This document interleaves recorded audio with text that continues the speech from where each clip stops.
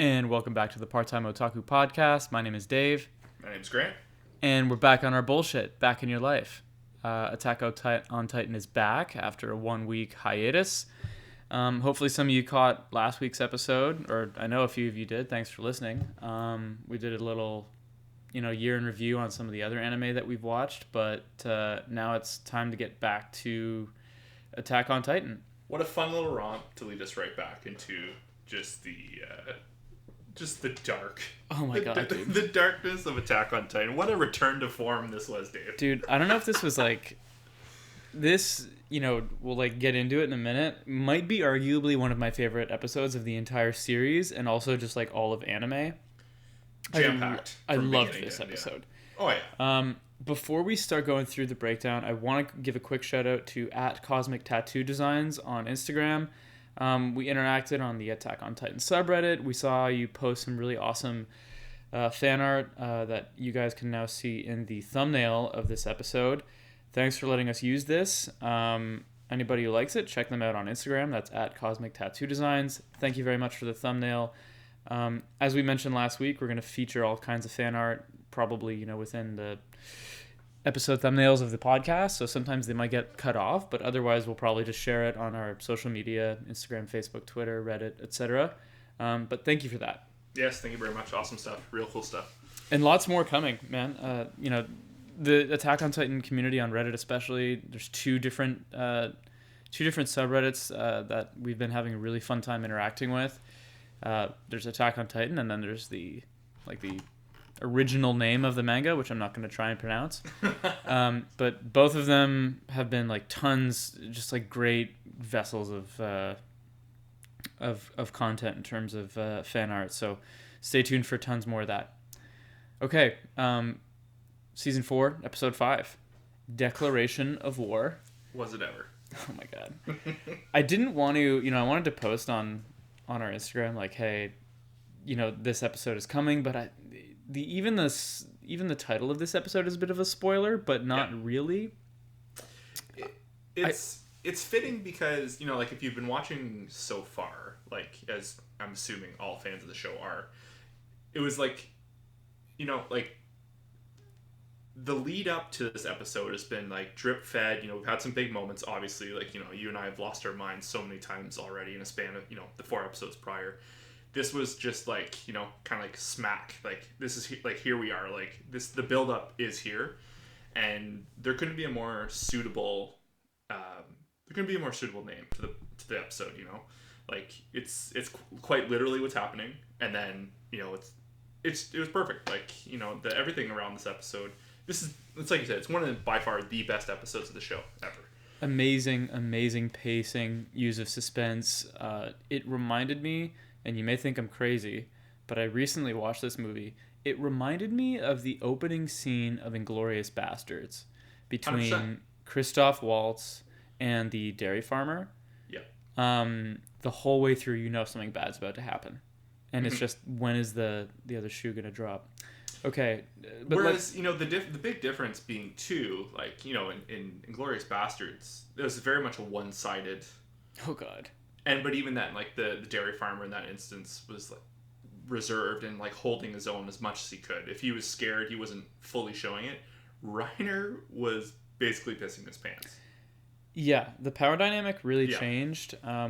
So let's work up to it. I think this is the first episode I've ever seen open on a violence disclaimer.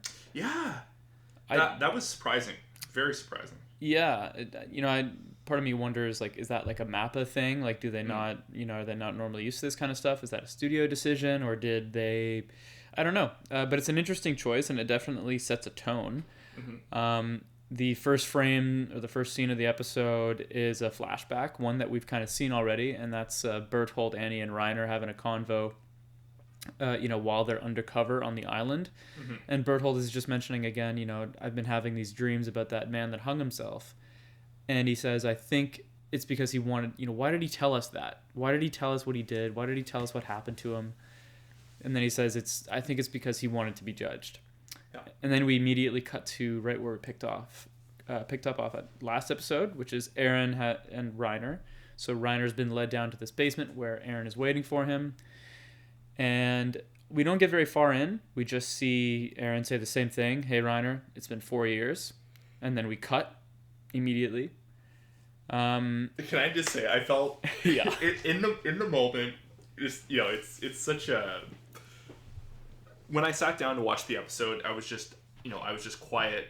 I was waiting, just not sure where it was gonna go, and I think it's because I think he said it's been 4 years twice. I think he says that once or twice to Reiner, but the one time he says it, he goes to his register of his voice. It made me laugh. And I felt bad. You ever seen Die Hard? Yes.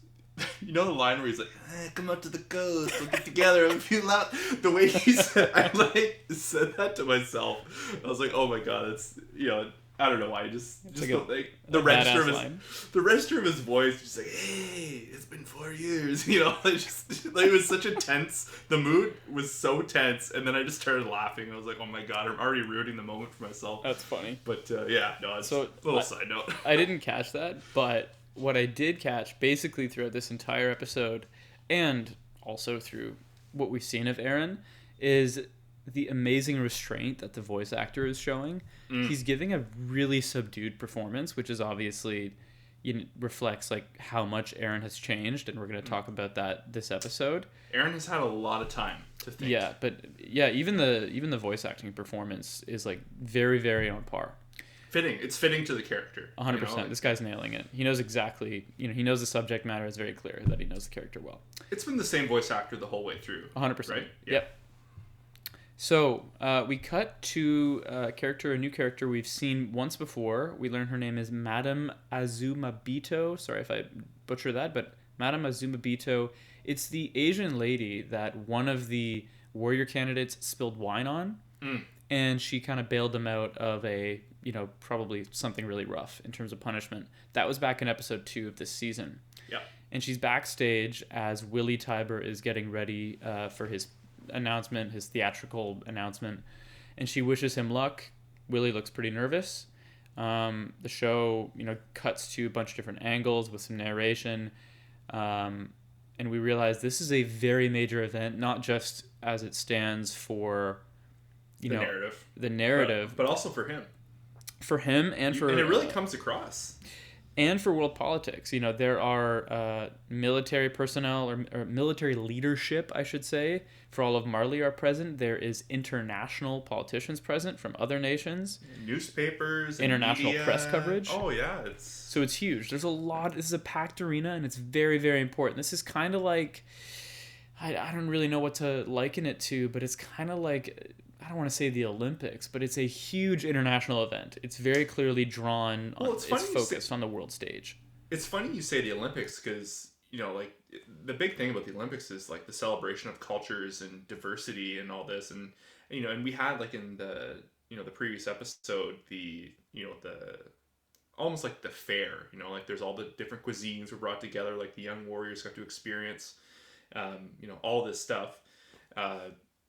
They really went very multicultural in this scene, and it shows that the world there's more to the world than what we've known, and it was just lots of color in different ways. The show always has used color, but it was very cool. And Willie, you can clearly he's being set up to be the new foil. Yeah. But a very human moment of he, we find out what he says, and obviously it's kind of tough where we side on it, but. He had genuine fear and he was nervous and very again almost like actors this is my big moment, this is my play, and they really strike home the play thing. I was honestly surprised. Amazing. And that was another thing I laughed there's a moment again jumping ahead, I'm horrible for this, but those actors on that stage are what we're doing here is important, just the still faces and the in character, just what a performance all in all. What he was saying to the visuals to the musical cues, very, very cool stuff. Agreed. It was an all-out production. Yeah. And they were quite literally on the world stage, especially when you consider the audience. Yeah. So the next thing that we see is basically the theme throughout this whole episode, or the way this episode is shot and directed, is that it is cut very beautifully between Aaron and Reiner's conversation in this basement and Willie's announcement on stage, albeit with a few exceptions. But there's lots of cuts between these two different point of views, I guess. So the next cut is back to Aaron and Reiner, and I think this is an important setting or set up for the rest of the episode. Is the first thing Aaron says is he reveals where they are. They're under a housing complex. He points up. He takes special care to note very specific points that out. Yeah, that the housing complex above them is filled with people, and that they have great seats for the play that Willie's putting on, so that they can hear everything. But I think he sets the stage fairly quickly and tells Reiner, here's where we are, and there's a lot of innocent people above, and it seems like Reiner connects the dots together, that Aaron kind of holds the power in this conversation. Falco tries to get out. Aaron says, no, you might want to hear this. And Reiner says, just take a seat, listen to what he says. The fear. It's almost like he forgot. The second Reiner entered the room, he forgot about Falco. Yeah. Like, he saw Aaron, and it was just tunnel vision. And when Falco speaks, I'm like, hey, like, I'm going to go. And Aaron's very curt, like, no, like, you aren't going anywhere. It showed the side of Aaron of like, oh, Aaron is not joking around here. Like, it was it was serious when Reiner walked in, and then, he said, oh, it's been 4 years. Like, but when he specifically told Falco, no, like, you're not going anywhere. That was like, oh, okay. Like, this is on. Like, that was when it really kicked in. And before I forget, an interesting note about Madame Azumabito. Again, I'm probably butchering it. That was it, though, yeah. She finishes up with Willie, and they step outside, and she just makes like a very like stately of, I think we should get out of here. And they leave. Yeah, that I have that later on in like the breakdown, but there's a very deliberate shot of her leaving. Yeah. And I wonder, it's hard to say, why they're paying special attention to that. I feel like the audience is meant to pick up that she left before the chaos started. I think this is referencing to last episode. I think Willie knows that Aaron and Co are there. Okay, yeah. So, we're definitely going to get there. So, the next thing that happens, another amazing thing about this episode and why I love it so much is its dialogue is so good. It's so poignant. You used the word curt earlier, and I think that's like right on the money. Aaron is incredibly curt, straightforward, unemotional. But before we get to that, the first thing Reiner says is, why did you come here? How? Why are you here? Mm-hmm. And Aaron just answers very simply. He just said, same reason you did. I had no other choice. Yeah. So good, especially because we know so much about the circumstances surrounding Reiner now and why he was originally sent on that mission. And now we know that Aaron knows that. And more deeply, we know that Aaron is not here with good intentions. No, right? He is not. And I think that's the beauty of what they've shown so far in the past, previous 4 episodes, is they showed the flip side of the coin. And now, Aaron's on that flip side. Like, it's all, it's a history of violence, right? Like, I think that's probably like the most overarching theme of this show is like violence leads to more violence. Mm-hmm. It was like that when, whether the stories are true of like Ymir and if the Eldians truly oppressed all these people. I think, we'll get to, I have a thought, we'll get to that later, but it just shows, it's just all about manipulation, even from the get-go. And I think even Willie is stretching a lot of the truth in his reveals in the episode. Like, it's a lot of it, in my opinion, kind of comes off as like a flat-out lie. It's just manipulation. It's just, we'll say that for later, but I have an interesting little take on that later. Okay, the next scene is there's a brief exchange between Annie's dad and Reiner's mom. I'm not sure what we're made to take away from this, but it's pretty quick. And Annie's dad is more or less holding out hope that she's still alive. We haven't seen Annie in 3 seasons. Wow. She's talked about a lot. A number of years have passed since she's been, encased in that crystal armor type thing that she trapped herself in. Mm-hmm. Who knows if there's been development there, but TBD. Willie takes the stage, and this next scene is pretty much cut up between him recounting all of the Eldian history that we the audience know to date, and also that the characters in the show know to date. I think it's a pretty effective piece of storytelling. He's kind of jogging your memory as a viewer because it is a lot of lore. It's interesting because it's like a reminder to us and also the crowd. Exactly. It's a story the crowd has probably heard like 100 times. It's probably like a common, like a story mothers tell their children to keep them quiet at night kind of thing. Exactly. And, it's relatively new to us, mind you, but even then, like, we've always kind of known that was the case, right? Even like when they talk about the early seasons in The Wall and all that, like there was the stories like we kept the Titans out. Like it's always been used as like a storytell. It's always been a story in the world. Yeah. So this goes on for several minutes. I'm not gonna go over all of his his recap until he gets to his reveal. But basically, he's going through the Eldian history. He's explaining how they were tyrants for some 1800 years. They, steamrolled all of their enemies. They had global domination. Eventually, they turned on themselves, or turned on each other. And then, the Marleyan hero, Helos, saved the day. And that's how we have, our circumstances today. So while he's going through that recap, we're cutting between, the Titans, or the Titans on Marley's side, Zeke, Piek, and Galliard. They're called away. By some unknown soldier, and they're called away to supposedly see Magath, your boy. Mm-hmm. My boy. Zeke, once they reach some central part, Zeke is sent to the front. This soldier says, "Hey, you got to go to the front. You two come with me, Piek and Galliard." At one point, Piek is interrupted by kind of a fan group, some Eldian soldiers that.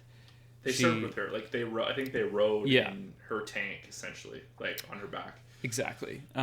She takes a moment with them. I kind of wonder if she already knew something was up, and she says, "Hey, tail me," or something like that.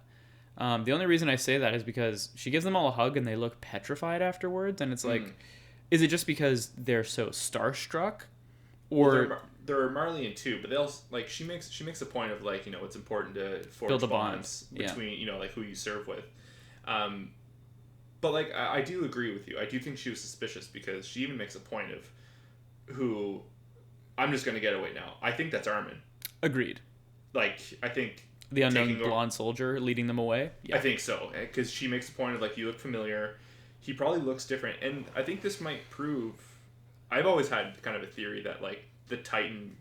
The shifter power you get affects how you look.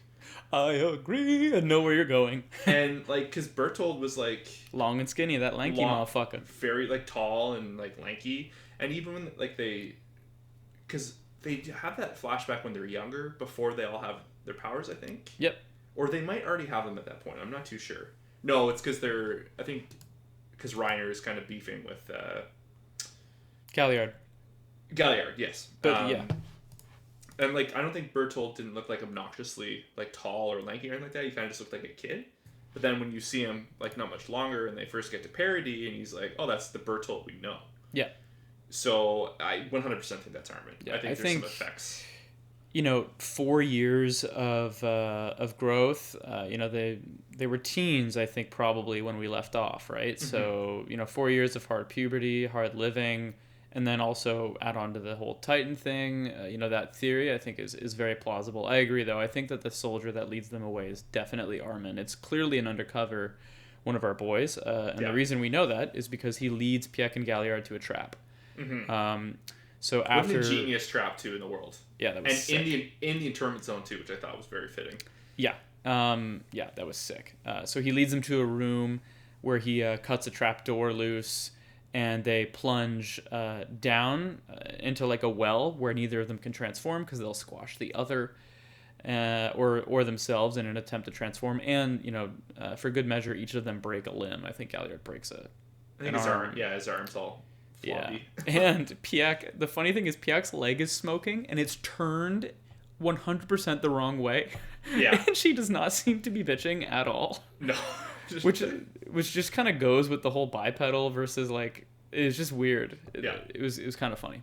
But this means that Reiner's busy with Eren, Zeke's been sent to the front, and these last two are trapped in this well. So all 4 Titans that they have are out of commission right now, other than the Warhammer Titan, and we don't know where that is. Out of commission, and also their location is known. Yes. That's important. So,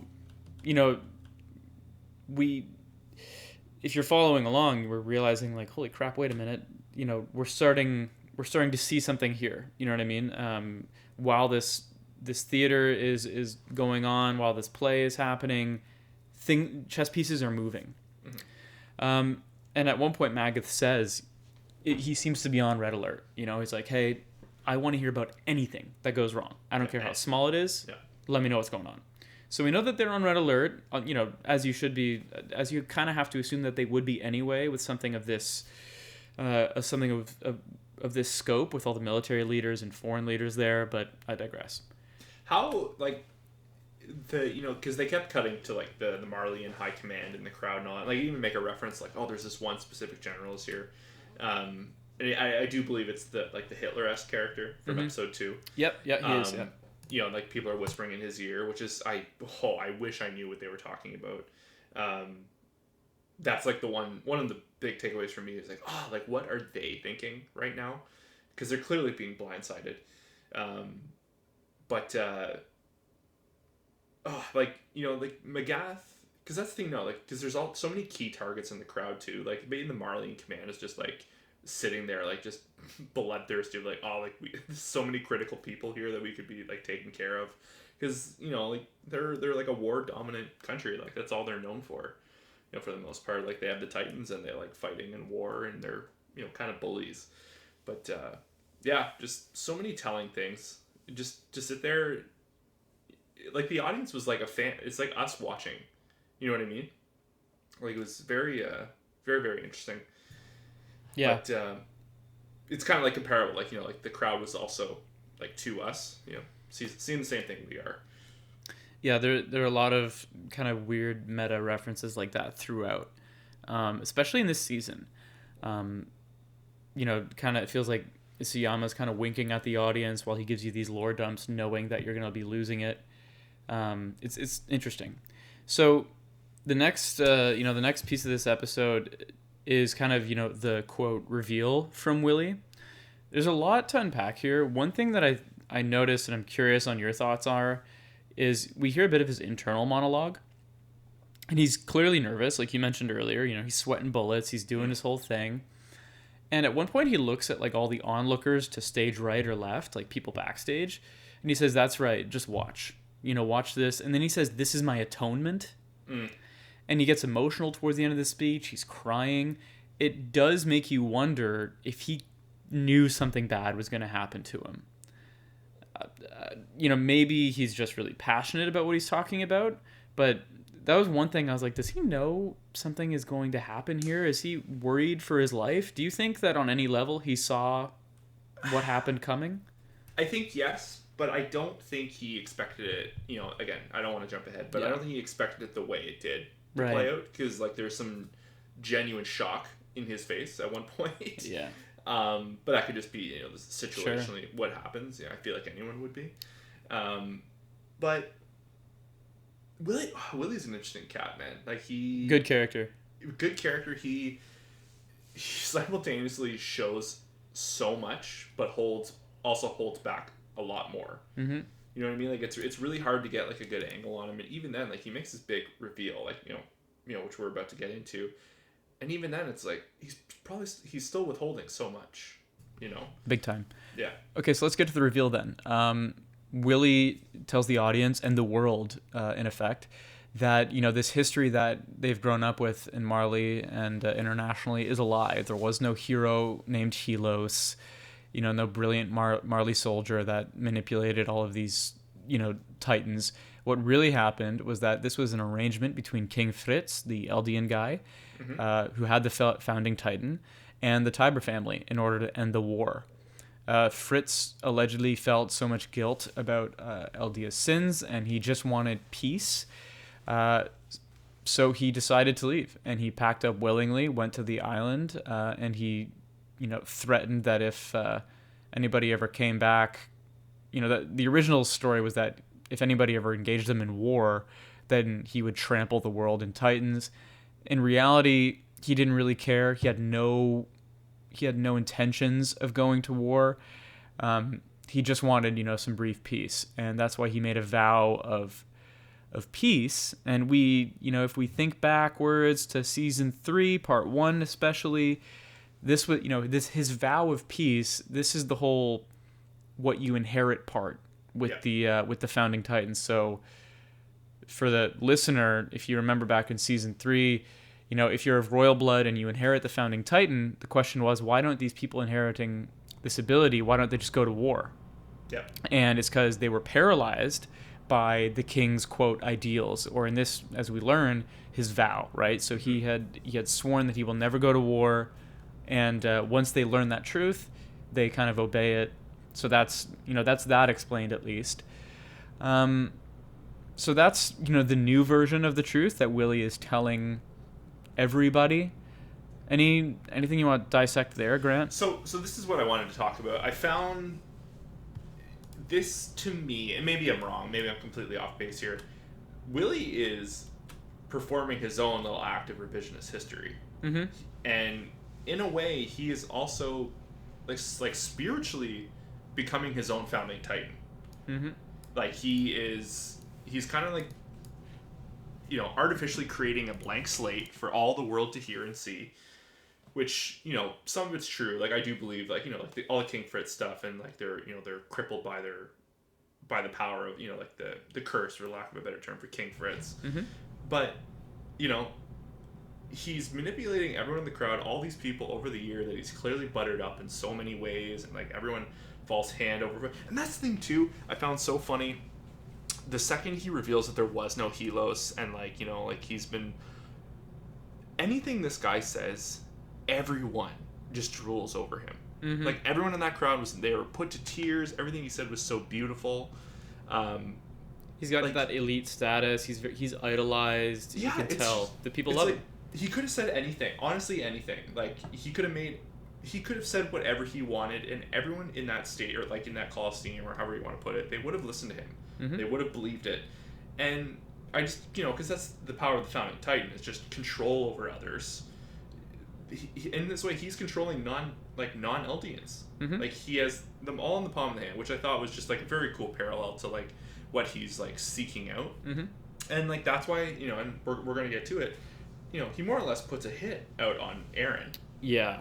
By name, makes reference, and like kind of, even though Aaron is there with ill intention, it's not a founding Titan, I want to regain control over the world kind of thing. It's Aaron wants people to hurt. Well, it's interesting because I wonder, towards the end of this, I wonder what Aaron really wants. Like, I don't know how his goals have evolved as he's learned more about the big wide world, and what, how much does he need to do to get the freedom that he wants? That's a really interesting question. Mm-hmm. But let's jump to what you mentioned. Willie does a really good job, if you had to look at it that way, of kind of uniting the world against Aaron. He basically gives, this new version of history and says that the only reason that we haven't been trampled to death is because of this King Fritz guy. He could and would, or he could bring war to all of us, but he didn't, and everything was going merry until the founding Titan was stolen. And guess who has it now? It's this guy named Aaron Yeager, who we can't trust. He could attack us at any moment. So he does a really good job of like pinning the tail on the donkey. I really wish I was really hoping they were going to cut to Zeke. I know. And that was, I think purposely. Also, I totally missed you made reference to, like who we think is Armin, kind of splits up Zeke away from, mm-hmm. From Piek and Galliard. I've watched the episode 3 times, and I somehow missed that 3 times, Like, yeah. But then I think about it, I was like, oh yeah, like Zeke wasn't with them when they went down the hole. Yeah, so they have no protection as it stands in that arena. Right as Willie is kind of putting everything on Aaron and uniting the people, giving them a common enemy. Aaron Falco, I should say, Falco realizes that he's been used, right? And it's kind of heartbreaking. He's a good kid. He said, "I respected you. You know, I thought I was helping." And then he also realizes, "Oh God, what about all those letters I sent for you?" And but also Aaron too was very sincere of like, yeah, I'm sorry, but I needed your help. you were kind of a means to an end. Yeah. And then Reiner realizes that it's bad too, right? Oh, because Reiner's also putting the pieces together very quickly, and he realizes, oh God, the letters. They didn't go to family, they went to comrades. He was more or less holding his shit together until Falco mentions the letters. Yeah. And you can just see him, like, the facial expressions that, like, again, every episode's been getting better and better. His facial expression, just when he, like, it all kind of clicks too. Mm-hmm. It's like you had mentioned, you know, a couple weeks ago about there's a million, you know, what is going through Reiner's head when, you know, it cuts to him being in that door and seeing Aaron. There's probably a million other things going through his head of, like, possibilities. The second Falco mentions the letters, there's one thing on his mind. You know what I mean? Like, It was like, it just kind of was like a moment of clarity for him. Yeah. And it was just so, like, so well drawn and animated. Just, tremendous I agree. Stuff. Yeah. And those are really hard sequences to do effectively in anime. Just facial expressions, that kind of voice acting is very tricky when it's not live action because so many of the objects are still. Yeah. One thing, you know, we don't geek out a ton on this show about, like, the technique that is used to animate certain frames. But one thing that I thought was so cool, because this entire scene is in this basement and there's not a lot of movement, you know, in a lot of shows and a lot of scenes like this, you'll just get static, just nothing moves, nothing changes in the frame except for the lips of the characters. Yeah. This scene, if you watch it carefully, in this basement, there's one or two candles that are lighting the room, and the candles are moving, and as a result, the shadows are wavering the entire time. It's really, really subtle. It's really, really beautifully done. It's like a really, really nice touch. They really hit home the claustrophobic aspect of that room, like how close and packed in they are. Like there's one door, there's one escape, which is, you know, it's obvious, like it's a trap and it's a lure, but like it's like, you know, it's so small on screen, but it's just big enough you feel like you were in. It's one of the few things, like, I genuinely felt like I was in the room. You know, like the way, like they hit the room at so many different angles, like, you know, from Aaron over the shoulder looking over Reiner, from like Falco's view in, like, you know, the kind of like a wide shot of all three, that, like, you saw every angle of that room. Like that was that room itself was just as much a character in this episode as anyone else in that room. It was awesome. Like again, like, I'm geeking out hard, but this episode was just in every little facet. Like, they are kicking off, they're revealing everything. You know, we're back to Attack on Titan. Not that we haven't been, but it's you know, it's big and it's, you know, bombastic and emotional and, you know, dark and grim and you know, like the Willy stuff is top tier. Like, oh my God, they nailed the introduction of his character very, very well. Okay, but moving on, in that same scene, you know, as Willy is kind of, you know, announcing everything, Aaron isn't surprised even a little bit. That took me by surprise as well. I mean, he knows a lot of this information because he has all of his dad's historical documents at this point, and you have to assume that he's pretty well versed. And also, as we'll get to in a moment, he's been probably doing some pretty good intel gathering, right? He knows where he is and who he's surrounded by. But he's not surprised in the least by everything that Willy is saying. Well, it's funny too, because, like, you know, you would think, you know, as Willy was talking, Aaron would not say anything. He'd want to continue to listen. You know, there's this, you know, specific thing, you know, when Willy calls out Aaron, and then Aaron, it kind of like cuts back to Aaron and Reiner. It moves on to the focus on them, and you know, it's so much like a play. It was almost like there was an interlude. Like, Aaron knew this was the time to speak up. You know, he's like, you know, it's almost like he was communicating with Willy in a weird way. It was kind of, oh yes, thanks, Willy. And then, like, he cuts to Reiner and he goes, like, now the subject at hand. Like, it was almost like a weird handoff from Willy in doing his own thing upstairs to sending it down to Aaron of, like, okay, now you take the reins. And there's clearly the Willy saying more up top, but, like, the focus is now on Aaron and Reiner. I thought that was really cool. Like, a very cool, natural transition. I had a note here and it made me wonder, very random offshoot thought of like, is he not surprised because he holds all the cards, or does he have legitimate insider information in the form of like Madame Azumabito or whatever her name is, or we just don't know how much he knows. But I just thought that was interesting that he didn't skip a beat. But that might also just be because how much he's changed and how prepared he is for this moment. It could be that, but it's almost like, I think, they've been watching everyone for like probably an extended period of time. I wouldn't be surprised if Aaron was just waiting for the right thing to be said to use that as like a good ammunition, like a starting point to like, begin the conversation with Reiner. Like he was probably waiting for the right moment, and like there's probably one of only like two or three things that Willie could have gone with that. I'm sure like, the original cast is probably wondering what exactly is going to be said. Mm-hmm. They gotta more or less improvise from that. But even then, like, the imagination can only go so far in that specific situation. I think Aaron was just waiting. I think he was just instilling fear in Reiner. Like, he was just letting it stew, and they were listening together, and, Reiner was stuck, and he had to listen to what was being said and just have Aaron stare at him, Yeah. I think it was mainly like a tactic. I think he was, like, he was torturing him.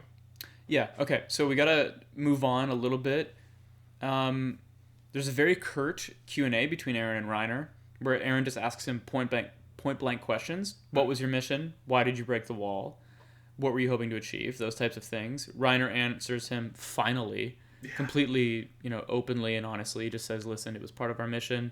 We did this because we wanted to see how the king would react. We needed to, our mission was to reclaim the founding titan and save the world. And Aaron answers him with, I see, you had, it sounds like you had no other choice, especially if you were doing it to save the world, because that kind of thing was drilled into you. It was very understanding. Yeah. And, like, I really thought it was going a specific way. I was like, oh, shit, is Reiner joining up with the gang? Like, for a split second, I thought. Because Aaron was like, I know. It was almost like he was consoling Reiner. Yeah. Of, like, I know. Like, I'm here. I get it. And he, like, like, cutting you off, but like, he implies like I've lived on the same roof with the same roofs as you people. Like, he was Reiner for the past 4 years, like as Reiner was similar to Aaron for 4 years. Just the character, like the opposites but the sameness of the two characters is just, it's finally coming ahead. Yeah, exactly. Right as that part is ending, Aaron starts to grow back his leg. So that answers the question that you and I had back in episode 2 or 3 when we realized he was missing a leg. It was like, so is he just preventing regeneration? Like, has he kind of figured it out?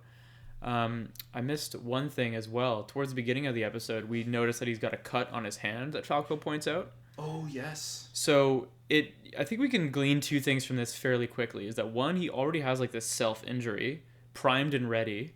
So he's like kind of loaded already to make a transformation if he needs to. And two, he's been intentionally preventing his leg from growing back, and he seems to be able to grow it back on demand, and then he's not depleted afterwards.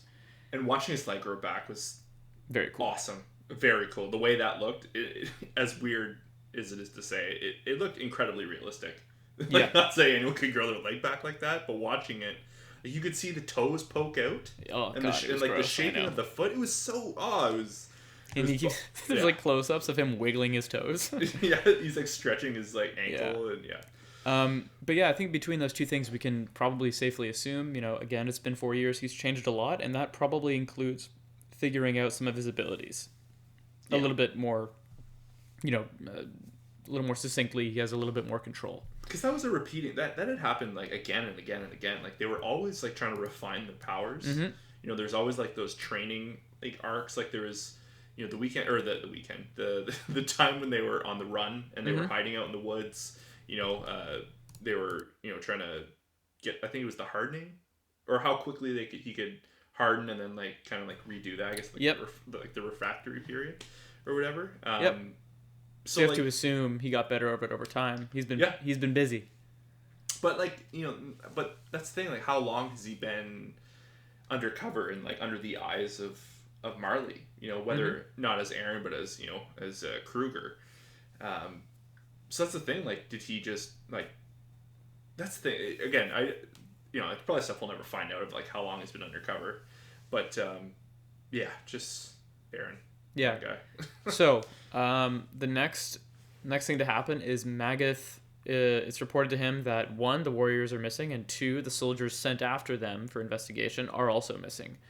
And he says very plainly in his own internalized monologue, he says, "Is this it?" So it makes you wonder, has he been preparing for this? Is he just worried about any kind of security breach, or does he know something big is about to happen?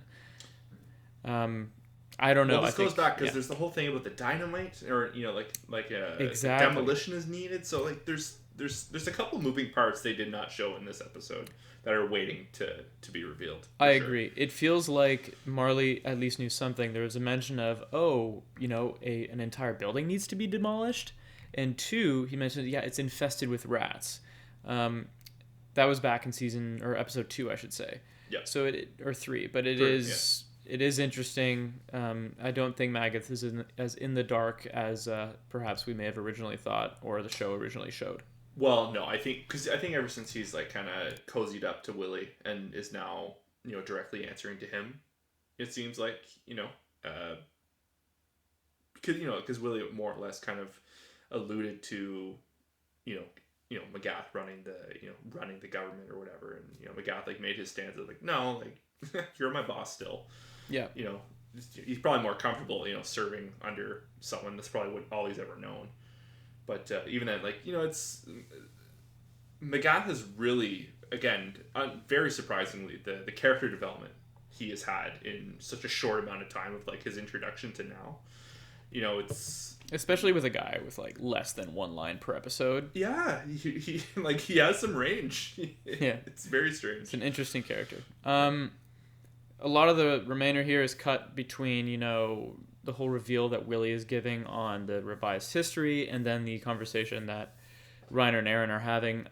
Some of these lines from Aaron are so great. Reiner's saying stuff like, you said you'd make me die painfully. Is that why you're here? You can tell Aaron's like, he actually says, just forget about that. But funny enough, he goes, oh yeah, I might have said that. Yeah, like, it's just, I vaguely remember. Yeah. But then he goes on this huge, not a huge monologue, but a monologue nonetheless, saying, across the sea, within the walls, it's the same. It's built up of good people and bad people. And for a second there, you're like, well, where are we going with this? Mm-hmm. Because Aaron is demonstrating a whole lot of understanding, and he's demonstrating that he definitely understands Reiner's circumstances, and he understands, he is not hell-bent on genocide anymore, like he was, because he literally was when this show started, and even throughout most of the series.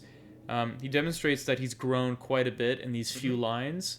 I thought that was really, really cool. And then he says, Reiner, I'm the same as you. And I think season 4, these last 4 episodes leading up to this one, did a really good job of drawing a ton of the parallels between Aaron and Reiner. Yeah. They were both born into a type of slavery, depending on how you look at it. They were both indoctrinated with just absolute bullshit and bred to kind of hate the enemy, even though they didn't understand who or what the enemy was. They were completely radicalized by their own families and societies. And Aaron acknowledges all this. He doesn't say it in so many words, but he understands that. And what's interesting is that he proceeds anyway. So like he knows all this, but he's gonna continue. The strange thing, or not the strange thing, but there's also a nice point when he makes the references across the sea, within the walls, it's the same. He takes the time to look to Falco, and like kind of was, his tone of voice was very like, it was like a definitive answer of like, and we are the same. Mm-hmm. Like it was like there was no room for conversation, like no and ifs or buts, like it just letting like we're all fucked, like and it kind of goes back to the slavery thing, like there's 2 different types of it. Aaron was born in a society where it was like a hierarchy, the farther out you were from like the bigger outside rings, the typically more poorer you are, and it's like a less traditional type of slavery, like like you kind of got by, but they were surrounded by fear, a unique type of fear of like the Titans could come at the end anytime kind of thing. Whereas like Reiner, like it's straight up like it's like it was like Auschwitz. Like they were deemed like you are no good. It's again it just goes back to like two sides of the same coin. Like it's very very different types of indoctrination, like you said. But Aaron, like he's. I don't know where his head is fully at right now. Like like it kind of obviously like we find out like what he does and chooses to, but like I genuinely think he's looking to hurt other people. I think he's a dying man. Mm-hmm. I don't think this is him trying to save Eldians on Marley. Like he's not trying to like save the world anymore. Yeah. I think he's just trying to throw a punch before he peters off. I don't know. Which is a total change of Aaron. We've been saying it's 4 years later. He's a changed man. He's had time to think and reflect, and I think he's just only gotten more bitter. Yeah, I don't know. I don't know if I agree or disagree. I don't know what he wants, and I think that that's part of the point. Yeah. Is that it's hard to understand what he's trying to accomplish. I mean, I get the war part, but to what end? Mm-hmm. Does he just want to hurt people on the way out? I don't know, but it's bleak. It's very dark perspective. It's much calmer than his like unbridled hatred that he had as a younger man, but it's still somehow worse. Mm-hmm. But we're in the last couple of minutes of the episode, and it culminates pretty well. Reiner literally throws himself on his knees at Aaron's feet.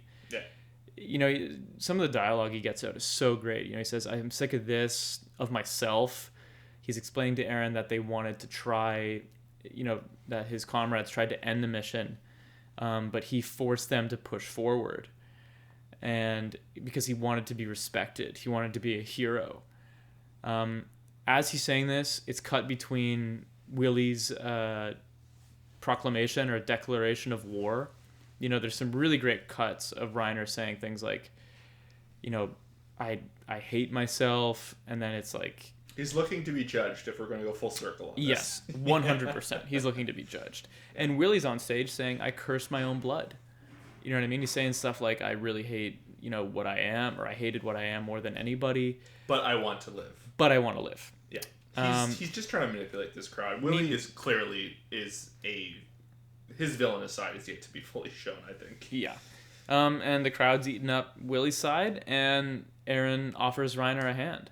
He says, and I think his point was, but you persevered. He didn't say that, but Reiner did persevere. He continued forward with his mission, and Aaron kind of lifts him up, and they shake hands. And right as Willie is making his official, like he's actually saying the words, "I declare war," Aaron says, "I think we were born this way." And then he goes, "I keep moving until I destroy my enemies." This is the point where Aaron transforms, causing the house full of Eldians above him to crumble, killing untold amount of people. You see Reiner try and duck out of the way, presumably to shield Falco. And as Aaron emerges through the stage, there is one clear bloody corpse being thrown into the air, and it is without a doubt Willie Tiber. And we cut to credits. Well, he kind of like lifts him up, and he like trying to throws him up there like he's gonna eat him. No, I think he's going for the eat. Like I think he's going to devour him. But I think Tiber's Willie's a bloody mess. His legs are facing the wrong way. Yeah, I think it's you can say with 99% certainty that he's dead, whether he's eaten or not.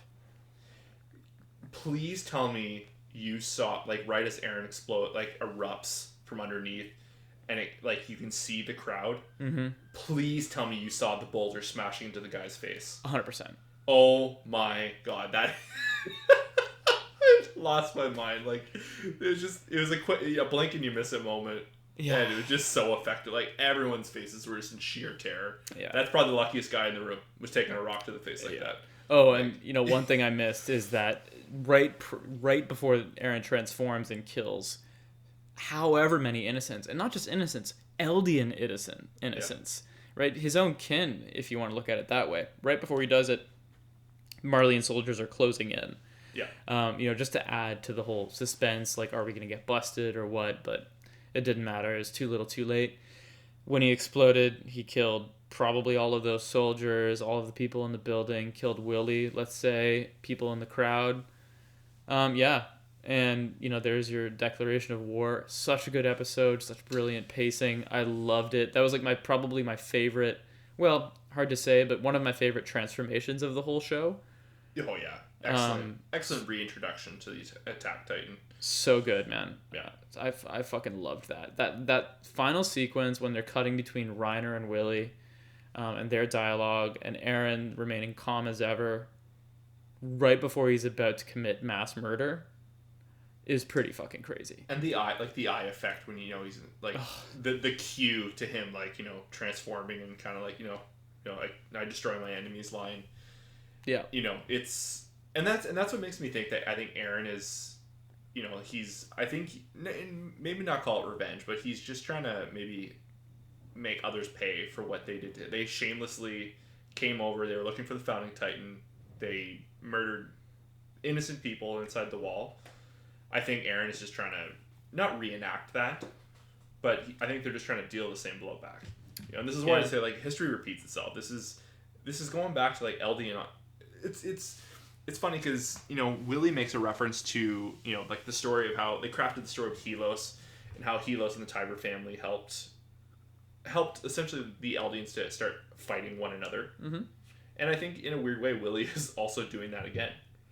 He's setting up, he's setting everyone pitted against like Eren and co. They are here, and it's now just going to come down to Eldians fighting on Eldian. Yeah, and how many innocent people? I think they did a really good job of kind of illustrating without saying it, how many innocent people are going to die in the crossfire. And the other thing is too, like Willie must have known. I think this just really like solidifies the theory that like he knew they were there because he purposely chose to have this event in the internment zone. Yep. I think he was hoping to have Eldian casualties, not Marleyan casualties. That's an interesting thought. I hadn't considered that. I also, I really wonder who else is there. I think it's safe to say at least Armin is there. Perhaps Jean, if my first episode prediction was right. But probably more. It feels like we're about to throw down. We've isolated 4 of the Titans, presuming that Reiner is like out of commission or injured or something. And who knows what happened to Zeke, but hard to say. But it feels like the Warhammer Titan, excuse me, is still a question mark. Do we want to talk about the preview for next week? Absolutely. Yeah, we've been talking about it each week. So yeah, spoiler warning. It's called the Warhammer Titan. Mm-hmm. So and we can, and we know that the Warhammer Titan transforms to confront Eren. So my guess is it probably wasn't Willie. That would be probably too convenient, and it's probably a smart play that it's not him, considering he's the leader of the Tiber family, because that would make him a little bit too valuable. Yeah, easy target. A trackable target. Yeah. So, in terms of predictions, I think I can really only predict the obvious, because this show is pretty difficult, but it seems like the obvious is that there will be a confrontation between Eren and this other Titan, and we will see how prepared Magath was and how prepared Eren was. This feels, how, like, when I say by that, I mean, how ready is he to throw down, and also does he have a lot of backup? They must, because, like it's a group of thinkers, right? Like obviously, like every military has like tactical minds, but with Hanji and like even Levi and Armin, like it's and Mikasa, like they are a group of absolute assassins. Mm-hmm. And if you're alive at this point, you've seen some shit. Like, and that's the thing too. Like the people in this crowd, the advantage that Eren and co have right now, like the element of surprise. Everyone, Zeke saw some stuff firsthand, over on Parody, and I guess, Piek would as well, but Piek never she didn't get up close with any of that. Mm-hmm. Like, I don't think they know this, like, the force, the power that is coming their way, like, in the Scouts. Because that's essentially what they are. It's a grouping of Scouts. Still, like, I don't think... because there also could be some like the high command from Parody over there too, Like, yeah, we don't know, right? Like, the Scouts towards the end of season 3, part 2, were severely whittled down. There were very few of them left. The government was intact though, And like, are we gonna see Historia? That's I was thinking about that too. Like, is she gonna reveal herself and like maybe because that could be an angle too. She's like, they could do this and let the battle commence as it is. And she could be trying, reuniting the Eldians. But another thing too is like, has Eren explored that connection with Historia, right? Because she's of royal blood, he possesses the Founding Titan. Together, they'd make one need combo. Yeah. Perhaps he could access the past through her because he got that little flash when he touched her at the end of the last season. Yeah. Have they explored that relationship at all? Has Eren kept it a secret because he seems to be the only one that has realized it? Lots of questions there. I don't know, man. I think it's pretty awesome, but I will say it feels a little Erwin Smith to me. It feels like a bit of a gamble because we don't know what kind of a foe this Warhammer Titan is going to be and how prepared Marley is. But I mean, what a really solid way to kick off the action for this season. Especially, I'm so glad that they decided, that Isayama decided to take the time to let us getting to know all these other characters, because it just hit different. Oh my god, it hit a little different, don't it? It was the second I finished it. It was like I gotta watch. Like I was literally trying to figure out when I could possibly watch it again. Yeah. It's. I was immediately rewinding to rewatch the transformation. Oh yeah, because that was so dope. Him exploding through that building, fucking. This episode was it was an 11 the whole time. Like there was all the fat was completely trimmed out. It was all like just high quality cuts. Yeah, man. This is the like I said, it's not like Attack on Titan hasn't been tremendous this past season, but we got like a nice little refresh, like a change of pace for a little while. Mm-hmm. We got to see some like different perspectives and the world, and they really broadened the horizon a little bit. But this is Attack on Titan, baby. Like it's the good stuff right here. Yeah. And it's so much more satisfying when there's stakes, and they created some really great stakes. Oh, tremendous! Next week could not come quicker. All right, should we leave it here? I think so. Okay. Thank you guys so much for listening. This has been Season 4, Episode 5, breakdown of Attack on Titan. Again, this is the Part-Time Otaku podcast. I've been talking with a bunch of you guys on Reddit this week and interacting with you all over the place on social media. Thank you so much if you're listening. It has been an absolute blast. We'll continue to feature fan art and fan theories. The show is going to continue to evolve as we keep watching this season. But Grant and I are having a fucking blast doing this. Absolutely. Yeah, man. So we're not going anywhere. We'll be here again next week. Probably continue to do this on Wednesdays. And I know I said this last week. We'll continue to say it. You know how this whole thing works. If you think anybody would enjoy this, like, subscribe, comment, share it. All of that helps us. It encourages us to continue doing the show. So we're just glad to know that some people are enjoying it. And we'll see you next week. Thanks, guys. Cheers.